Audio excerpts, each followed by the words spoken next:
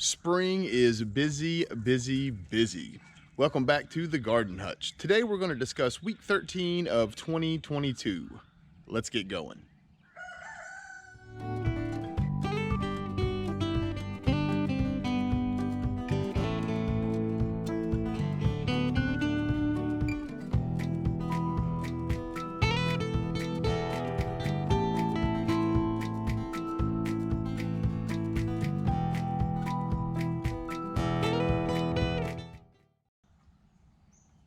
Well, early April, late March are very busy times of the year for us gardeners. So today I just kind of wanted to show you what we did week 13 of 2022. There was a lot of small things going on. It's a lot of prep work. We say it all the time, proactive, not reactive, that sort of things. We did have quite a few small interesting things though. We got a new rooster. We got a full-size Rhode Island red rooster. So we also ended up getting gifted to us 4 more baby chicks. So in about 16 weeks, we're going to have 16 chickens start laying in addition to what we're getting now. So that's something that we're sort of planning for now. We're reaching out feelers, letting folks know that we'll have some eggs more reliably now. That's a good thing because what we have found anyway is that with our chickens, if we can find that happy medium, right, where you can find people that need a couple dozen every week, find 2 or 3 of those, that pays for all of our chicken feed. And then we have plenty of eggs, and we eat eggs pretty much for lunch and breakfast every day. So on the weekends, we may have pancakes and sausage or something along those lines. But as a general rule for breakfast and lunch, almost every day we'll have eggs. So the more eggs that we get, the less of our freezer stuff that we have to get into, which is good for us here on the homestead. So that's sort of the stuff that we're doing right now, is being proactive, making sure we have a place for our eggs to go whenever they start coming out. We also were hoping to get a new chicken coop built by the end of next year. So we've got all these ideas that we're planning in the future.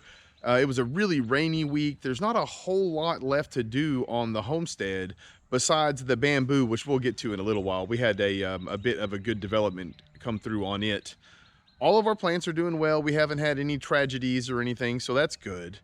Our tomato plants, we did have a big freeze though, believe it or not. It was another thing, like we say, if the weatherman says 35 degrees, just assume it's going to freeze, because that happened again this year, and my neighbor ended up losing about 40 plants because of it. So anyway, what had happened was, the weatherman said it started off early in the week. It was going to be in the high 30s, right? So like just a little before 40. And so the day before, he said, oh no, it could get down to 35, 34. They had like a frost warning out, so that was good. Anyway, we took all of the plants in, and I went out to the greenhouse the next morning, and inside the greenhouse it was 28 degrees. And 28 degrees pretty much would have wiped out all of our tomatoes and peppers. So I'm really thankful that we made that decision to take all the plants inside. I'm really thankful for the rooster. He's really cool. Napoleon, I say it all the time, Napoleon is a jerk, but I think that's his breed. He's that little banty rooster or whatever. Luckily he's small enough to where he can't really do any harm, but he's still kind of a jerk.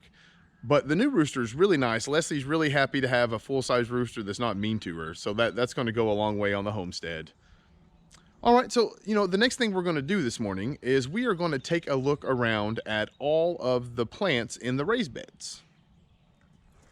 I don't think we've shown our buckets here recently. So you can see we have our little peas coming up over here. Peas are kind of funny. They're really busy whenever they first come out of the ground. Something like a carrot is a real simple top on it. But you can look at these little peas, and when they come up, like I said, they're pretty busy. But right now, they're just starting to get their little tendrils on them, that sort of thing. So in a couple weeks, they'll be growing up this trellis, and we'll be picking peas. So let's go take a look at a few of the onions. Well, as we've shown, we have 3 different areas in our raised beds where we grow onions. I think I last showed this a few weeks back, so I kind of wanted to show you how much bigger. We're actually eating these already. They've been in the ground for about 3 weeks, and you can see how thick we planted them. And when they're small, it doesn't look like it's super thick, but now, as they're starting to grow and get a little girth to them, I think it's a little easier to understand what we mean by planting them, like over planting them and then thinning them out through the process. And what ends up happening is For example, we'll pull this middle one right here to have maybe with our lunch today, actually.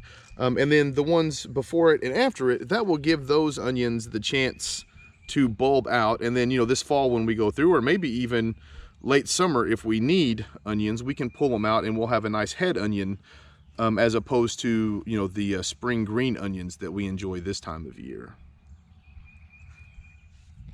So last week we did show our strawberry bed. It's amazing how fast these things go. They went from the bare roots, which literally means there was nothing growing on the top of them, to where we're already getting these nice set of leaves on the top.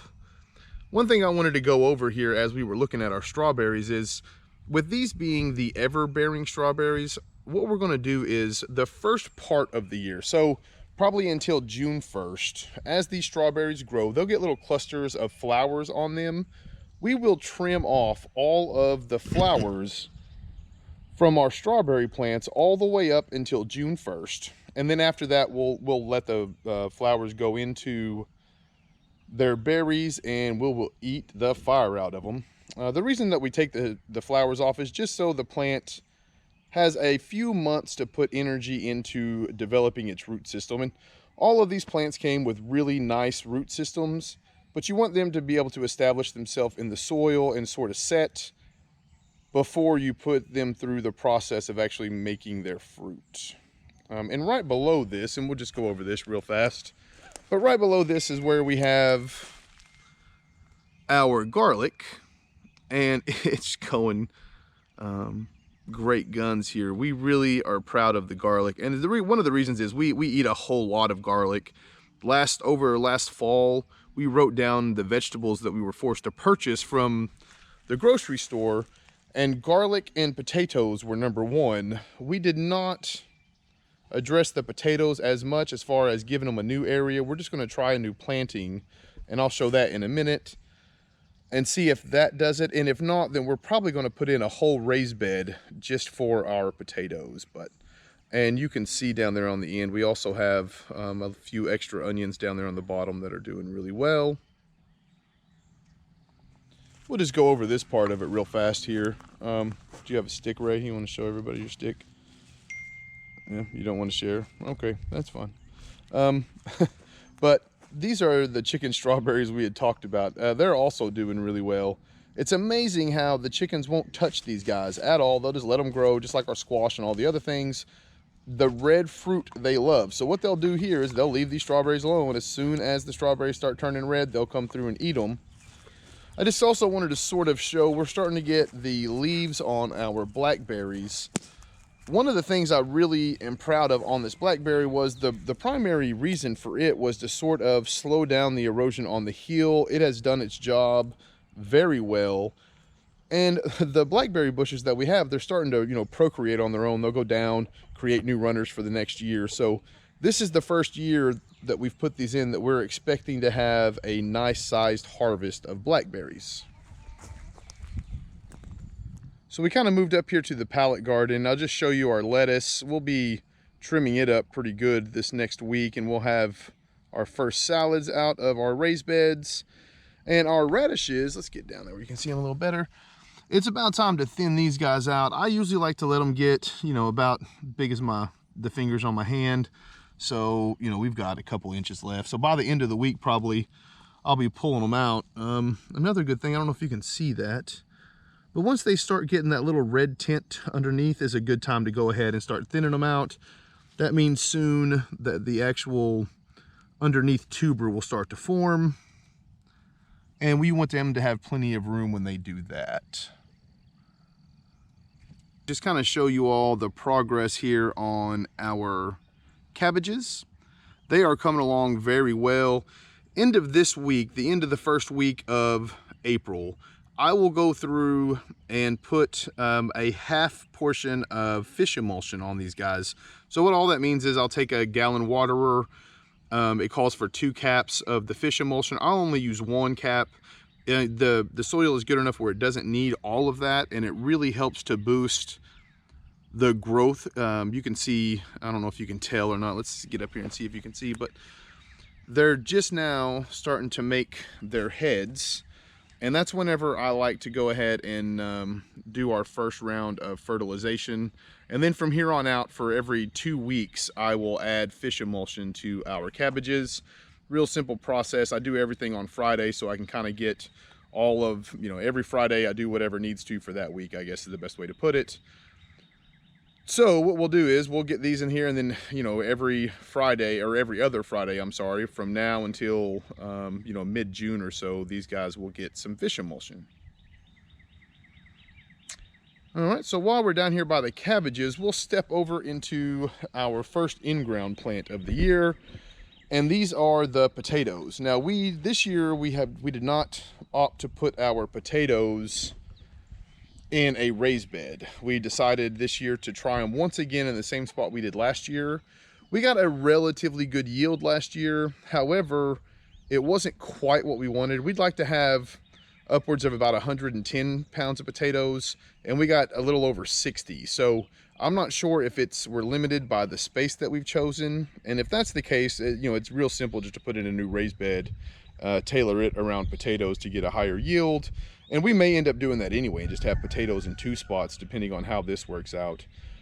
But you can see my little, we put in the flags here. And the reason I do that is just to mark out my rows. I just haven't removed them yet. I went through and I dug a trench about 10 inches deep. I put 2 inches of compost in the bottom. I put my potatoes in, and then I covered those potatoes with an additional 2 inches of compost. Then we just mounded the dirt from around it. We mounted it over the top. And as time goes on, what we'll do is between the rows, we'll take as far down as we can, and we'll just start mounding the dirt as soon as the plants come up. Every once in a while you'll go through, they call it hilling. We'll go through and do that. And then once we've expended as much as we can do with the dirt itself, we will bring straw in, and we'll put an additional, I don't know, 6 to 7 inches of straw on top of it. The idea is from the bottom up, that's how potatoes grow, right? So as deep as you put your potatoes, you won't have any potatoes grow below that mark. Every potato that you dig will only be above that mark. So you dig down as deep as you feel comfortable with, and then, everything from that mark up, you will get fresh potatoes. So when we mound the dirt up, that's just more potatoes. You're working your way upwards from the soil. And the further upwards you can get before the year is over with, theoretically speaking, the more potatoes that you will have. So the last thing we'll discuss today is the bamboo. Many of you that have been following the channel know that over week after week after week, I cut down more and more and more. And I haven't really been in a big hurry for it. The reason being is generally we have to give the bamboo about a week, week and a half for it to dry before we can burn it, because that's usually what we do. We burn it, we use the ashes to fill in little holes that develop over the winter. However, this year we got good news. My neighbor came down, he and his wife wanted to do a project, and we're asking to have some of the bamboo. Of course, we have plenty of it. So while we were talking, it ended up working out to where he's got a wood chipper. And he noticed that we have, that we use wood chips for everything. So we have decided what we're going to do is we are going to use his wood chipper this week, cut the bamboo down to the mark that we have, go through, and we're going to shred chip all of the bamboo, I'm sorry. And then we'll be able to use that this year we'll use it to sort of fill in the gaps from the runoff and the places that settle. I'll do it early next year. He said I can borrow it whenever I'd like. So early next year, after all of this stuff has come back and I need to do some more wood chipping, what I'll do is if we decide to put in the new raised beds for the potatoes and such, I'll use that as the bottom filler. And then we'll put compost on top of that. So that was a huge thing for us. We were really excited about getting the opportunity to get the wood chipper. The other thing is I'll be happy to show you guys our new rooster whenever the time comes. I want him to be a little bit more at home where he can get out and run around when that time comes, and we'll introduce you to him then. Well, as always, I would like to say thank you to all you folks who have made it this far into the video. I also just want to take a second and say thank you to all of our recent subscribers. The amount of interest that you folks have shown is just very humbling. I just wanted to say thank you. And until next time, I hope that all of you folks take care of yourselves. Peace.